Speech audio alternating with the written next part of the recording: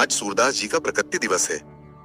आप सभी संभवतया जानते ही होंगे कि अष्टछाप के प्रमुख कवि सूरदास जी नेत्रहीन, दृष्टि से दिव्यांग थे, परंतु प्रतिदिन मन की दिव्य दृष्टि से प्रभु के दर्शन कर अपने कीर्तनों में प्रभु के श्रृंगार का वर्णन करते थे और इसे प्रभु की कृपा कहते थे।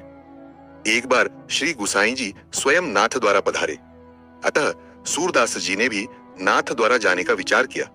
तब श्री गिरधर जी आदि बालकों ने उन्हें 2 दिन और रुककर श्री नवनीत प्रिया जी को कीर्तन सुनाने को कहा, अतः सूरदास जी गोकुल में ही रुक गए।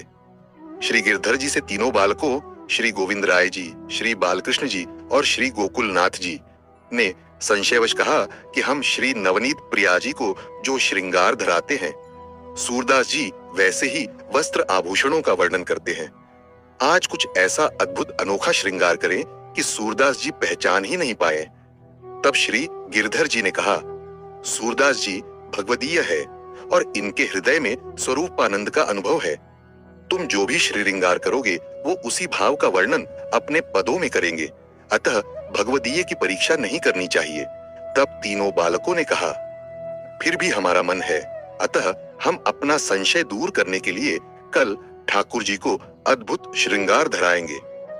अगले दिन प्रातः तीनों बालक श्री नवनीत प्रिया जी के मंदिर में पधारे और सेवा में नहाए।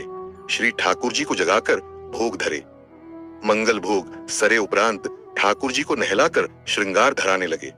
उष्ण काल के दिन थे और कुछ अलग भी करना था, अतः श्री ठाकुर जी को वस्त्र ही नहीं धराए।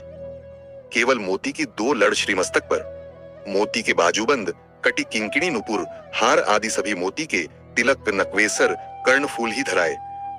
सूरदास जी जगमोहन में बैठे थे और उनके हृदय में यह अनुभव हुआ। तब उन्होंने विचार किया कि आज तो श्री नवनीत प्रिया जी ने अद्भुत श्रृंगार धराया है, जो कि कभी नहीं सुना, नहीं देखा। केवल मोती ही धराए हैं और वस्त्र तो है ही नहीं। मुझे भी इस अद्भुत श्रृंगार के लिए कुछ अद्भुत कीर्तन गाना चाहिए। जब श्रृंगार दर्शन खुले और सूरदास जी को कीर्तन हेतु बुलाया गया तो उन्होंने राग बिलावल में यह सुंदर कीर्तन गाया। देखे री हरि नंगम नंगा, जलसुत भूषण अंग विराजत बसनहीन छवि उठी तरंगा, अंग अंग प्रति अमित माधुरी निरखी लज्जित रति कोटि अनंगा, किलकत दधिसुत मुख लेपन करी सूर हसत ब्रज युवतीन संगा। यह सुनकर श्री गिरधर जी सहित वहां उपस्थित सभी बालक अत्यंत प्रसन्न हुए और बोले, सूरदास जी, आज आपने ऐसा कीर्तन क्यों गाया?